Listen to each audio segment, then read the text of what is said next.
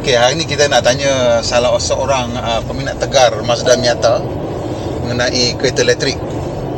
Jadi korang semua tahulah kan, peminat mekanikal mesti tahu ya, Abang Japar ni dia salah seorang peminat tegar Mazda Miata. Ibu Empaan pun dah terjangkit virus dia. Dan macam mana Abang Japar kereta elektrik ni? Macam mana tu bang? Macam mana, adakah ianya sesuatu yang akan diterima oleh ramai? Saya rasa diterima atau tidak tu market yang menentukan lah. Okey. Kalau dah 9 kereta elektrik, 1 kereta enjin, orang terima juga bang. Maksudnya kalau semua company bawa keluar kereta elektrik, Dia akan begitulah, market akan jadi. tapi company pun nak buat kereta akan tengok orang nak beli atau tak nak beli.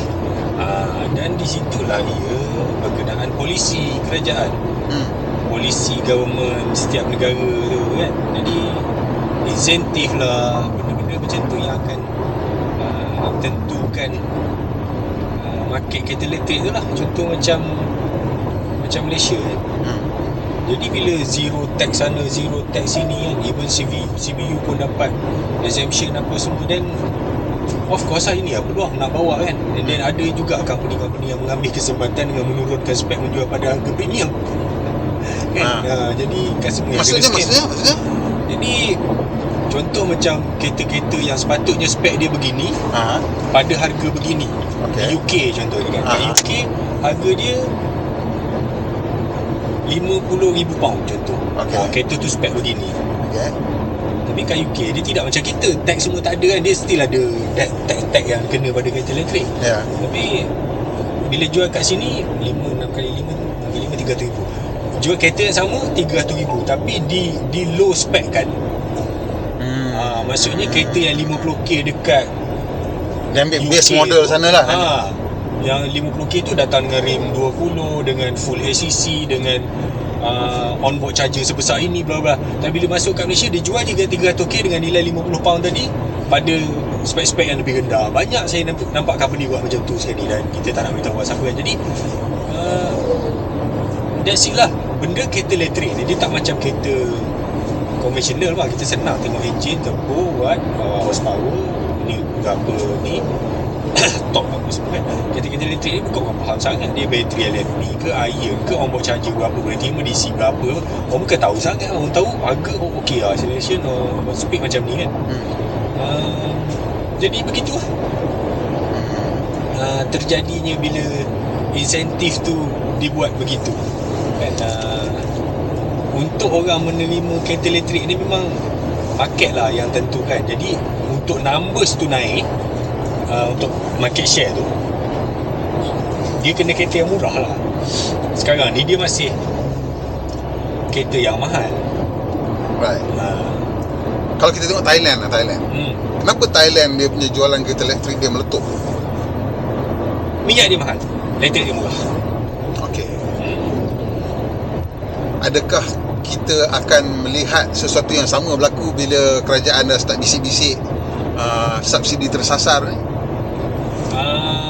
Saya tak fikir dia akan berlaku dalam masa yang cepat. Apa dia? Subsidi tersasar? Ya. Sebab kita dah bertukar government mungkin berapa 80 kali apa semua. Tak ada satu government ataupun Perdana Menteri yang bertelur besi untuk buang subsidi, even sikit demi sikit. Sebab kita memang tak boleh selamanya bergantung pada subsidi. Memang tak boleh lah bang sebenarnya. Sebab berapa bilion kita belanja setahun just untuk subsidize the fuel kan. Yang mana duit tu memang yalah, buat bina satu hospital berapa, 2-3 bilion. Bina sekolah berapa, 2-3 bilion. Benda-benda macam ni jauh lebih penting dan jauh lebih bermanfaat pada seluruh rakyat, pada seluruh orang kan, rather than subsidize the fuel. Kita punya fuel dah somehow, air mineral lagi murah daripada minyak kan.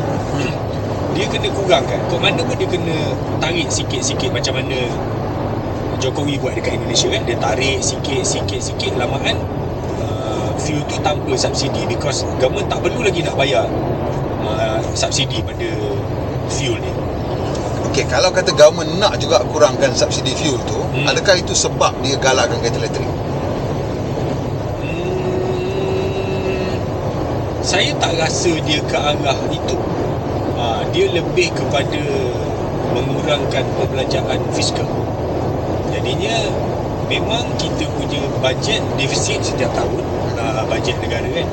Dan yalah, salah satunya admin lah, administration lah kan, government staff apa semua. That's why kita ada proposal untuk abolish bencin apa semua. Sebab perbelanjaan tu dah terlalu banyak, sedangkan resources negara makin turun, makin kurang macam tu kan.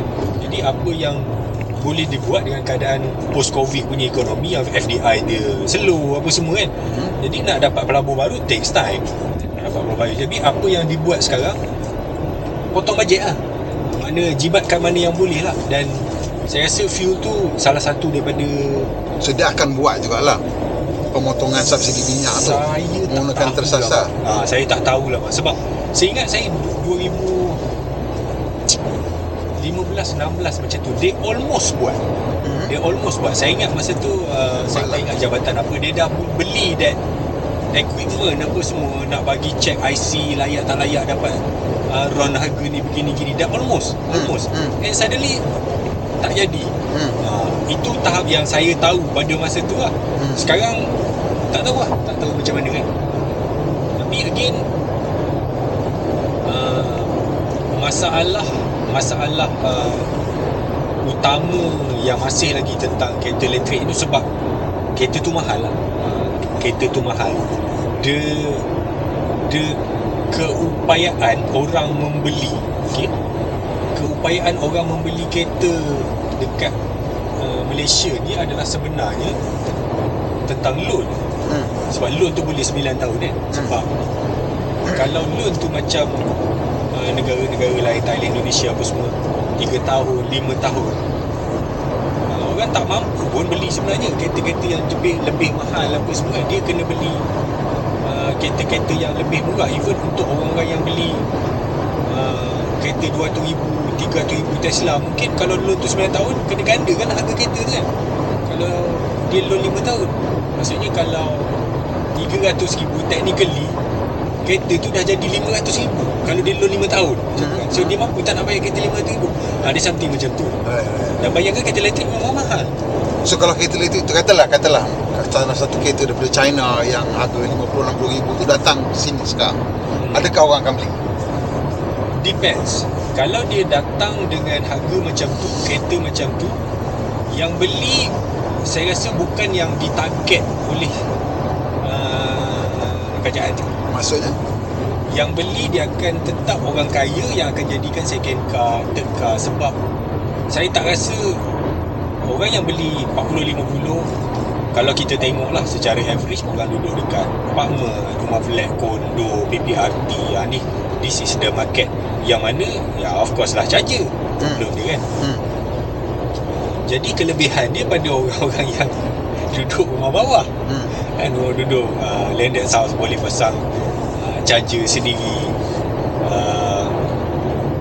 Orang-orang macam ni, kereta-kereta macam ni adalah kereta bandar, kereta city driving kan, kereta-kereta kecil pergi pasar apa semua. Dan kelebihan dia pada orang kaya juga.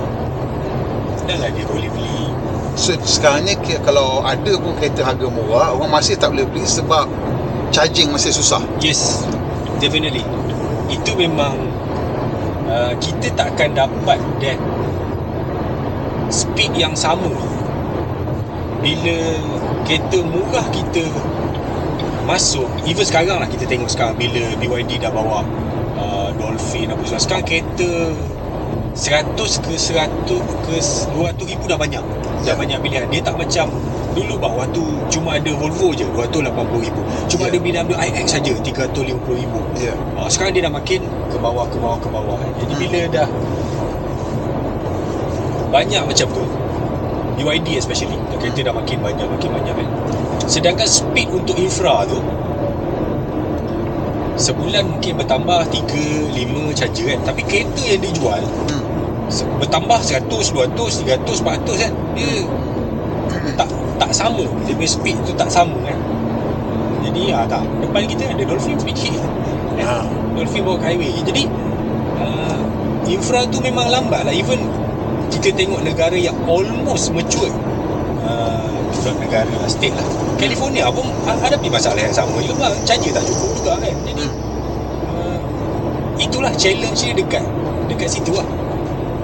Dan kalau contoh kereta-kereta yang orang dah biasa pakai, kereta-kereta ekonomi, Myvi, Axia, Beza, yang memang super jimat bang minyak dia.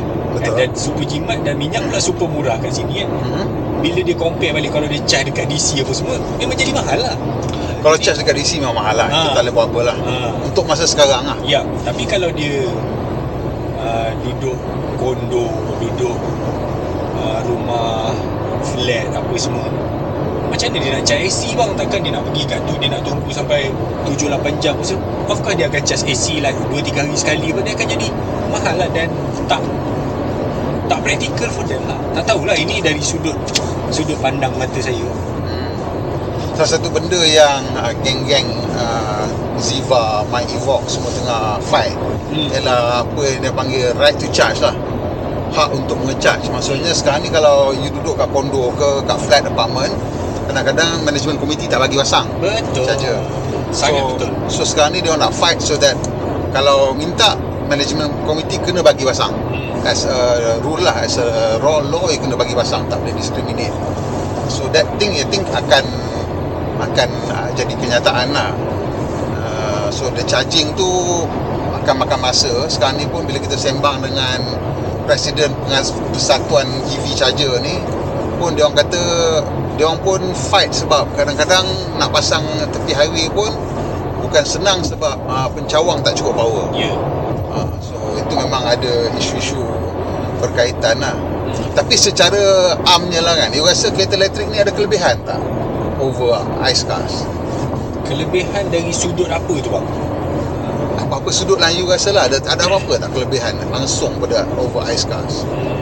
Of course lah, dari segi pollution tu memang dia menang lah. Kita jangan cakap dekat cara nak cari bateri apa semua lah. Kita cakap yang dah siap ni, yang atas jalan ni kan. Of course dia zero lah, zero emission apa semua. Itu kelebihan dia. Tapi dari sudut negara, orang memang ramai tak setuju kalau saya cakap bang. Bila saya kata tentang Southeast Asia, tahun apa benda, saya lebih berpendirian yang dia akan jadi majoriti, tapi bukan dalam masa terdekat, bukan masa sekarang. Jadi untuk yang majoriti, maksudnya majoriti atas jalan atau majoriti jualan? Jualan, bukan dalam masa yang terdekat. Dan even sekarang pun kalau kita tengok, EV resale value memang teruk bang. Resale value dia memang, dia belum mature lagi. Dia belum mature yang sampai kita boleh terima, oh ini harga second value dia gini. Dia punya resale value memang teruk. And then dia pula jenis saya rasa musuh utama dia SOH lah. Maksudnya selepas 5 tahun kita pakai, SOH bateri turun berapa persen gitu kan. Dan ini sebenarnya tanggungjawab, lebih kepada tanggungjawab manufacturer, macam mana dia nak support balik brand dia, kereta yang sama, untuk swap bateri tu nanti lepas 8 tahun nanti over tu costing dia. Dan kalau formula tu dah ada, saya rasa resale value dia akan jadi okey. Ni ibarat macam orang beli rumah leasehold, freehold, macam tu kan. Jadi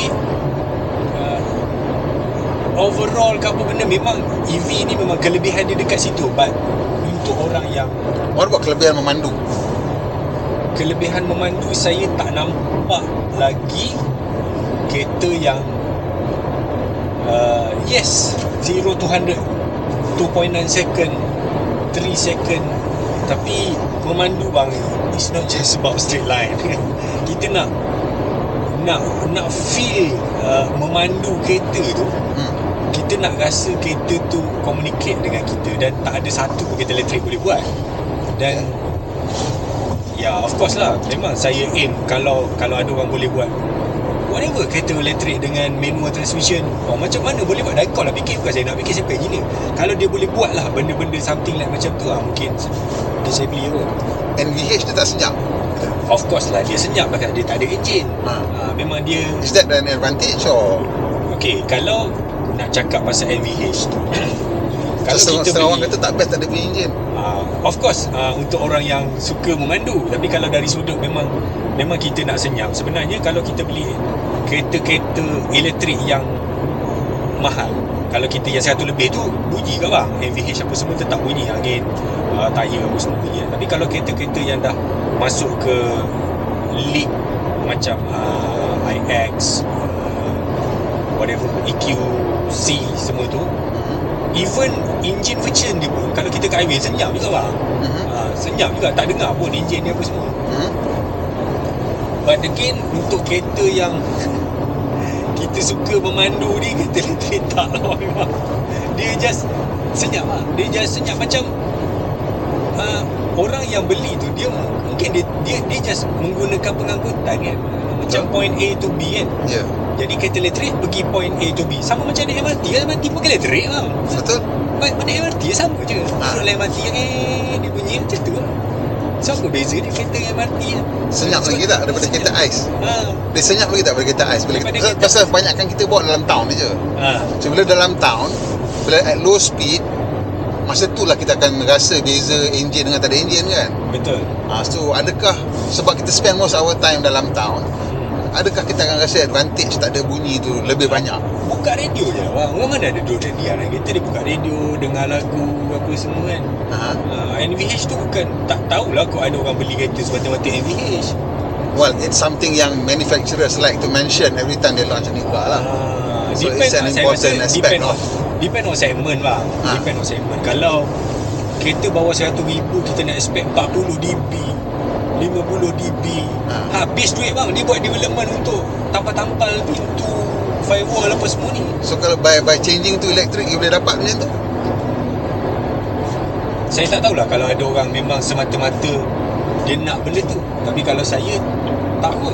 Tak Takut. Even kalau bawa motor pun, saya rasa saya nak kena ada bunyi juga. Orang kata maintenance dia kurang sikit. EV, ya, of course maintenance dia kurang. Tapi again, komponen-komponen dia tetap akan rosak. Dia sampai satu masa, elektronik bang, dia tetap akan rosak. Dia tetap ada glitch. Well, I sembang dengan manufacturer 2-3 lah. Ni ICE car punya manufacturer, saya tanya dia orang kan. Moving forward macam mana lah. So dia kata memang one of the thing yang dia nampak ialah macam mana nak supplement dealers punya income. Sebab dia nampak maintenance punya expenditure akan drop by maybe 60-70%.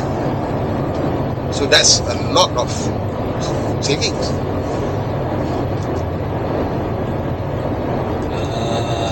Memang saya rasa benda tu normal lah. Memang benda tu normal lah. Setiap benda ada maintenance dia. Tapi tak tahulah strategi syarikat elektrik.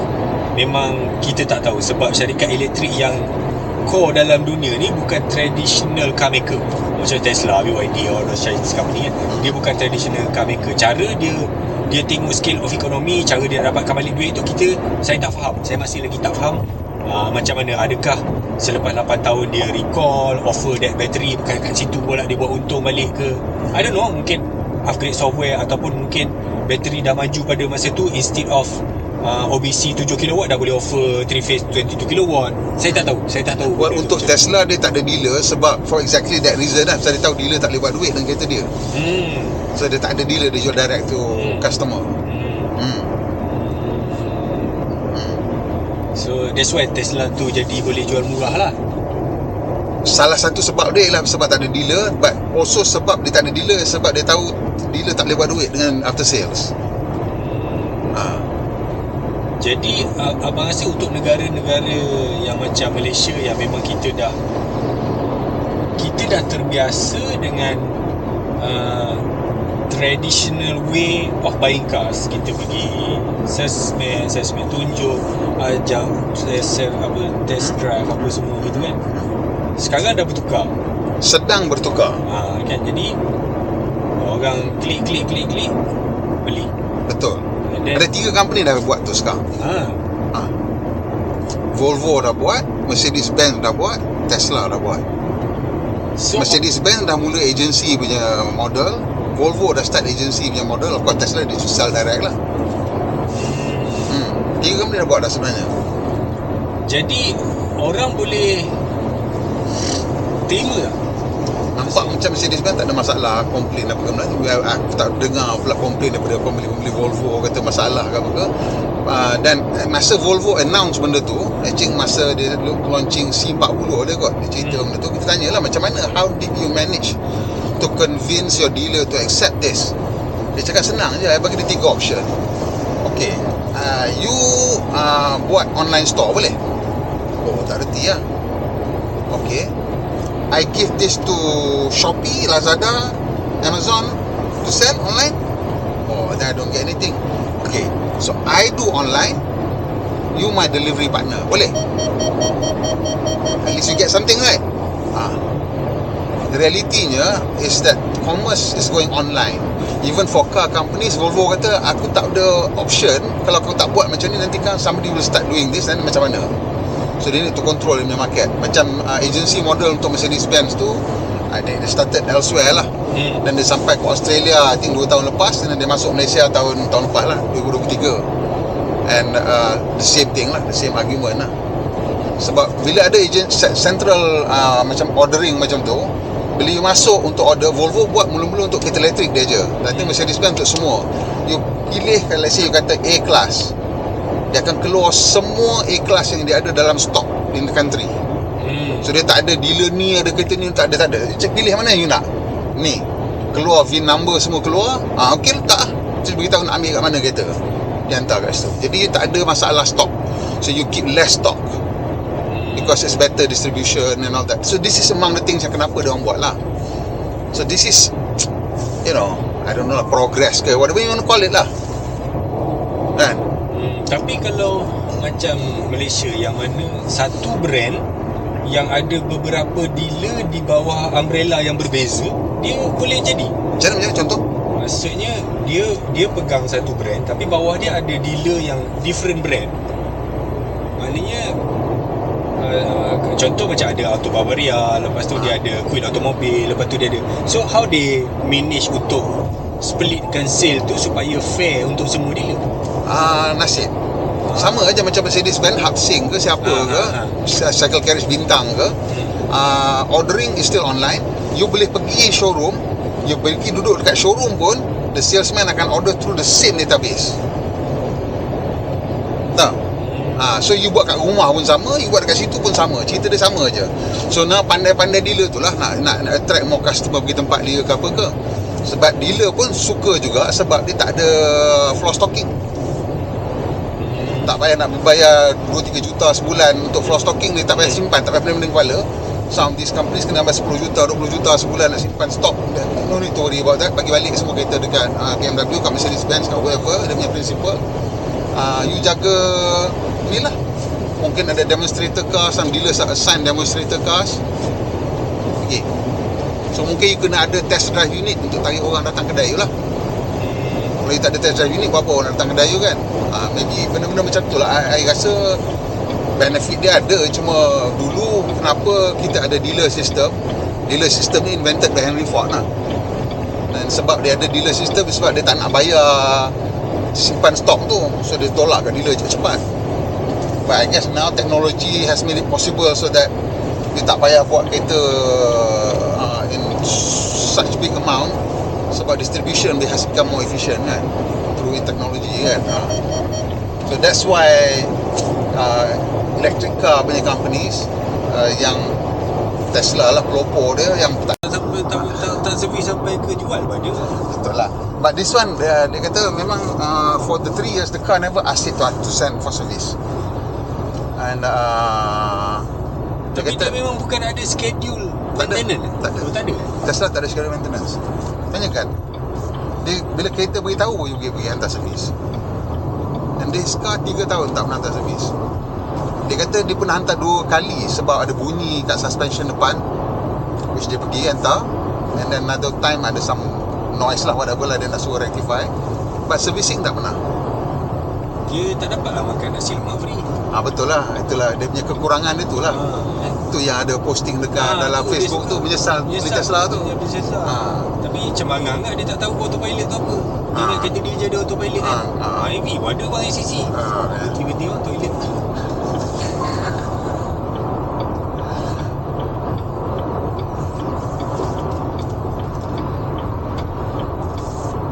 In fact, bila I spoke to some traditional car company punya orang after sale kan, dia terkejut yang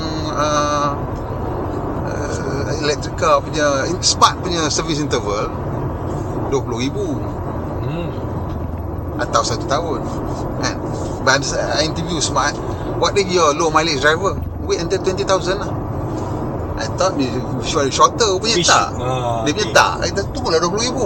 I cakap siap lah kalau bagi dekat bapak yang tak bawa kereta ke mana-mana, mak ayah pakai pergi dekat je, setahun setengah 2 tahun dah siap tunggu kereta tu nak datang masuk servis. Masa Dolphin tu keluar, my channel punya viewer bukanlah T20, mostly B40 lah. Soalan nombor 1 dia tanya, should I buy this for my father ke? Bapak kau kat mana? Kau Terengganu. Why dia kata untuk apa yo?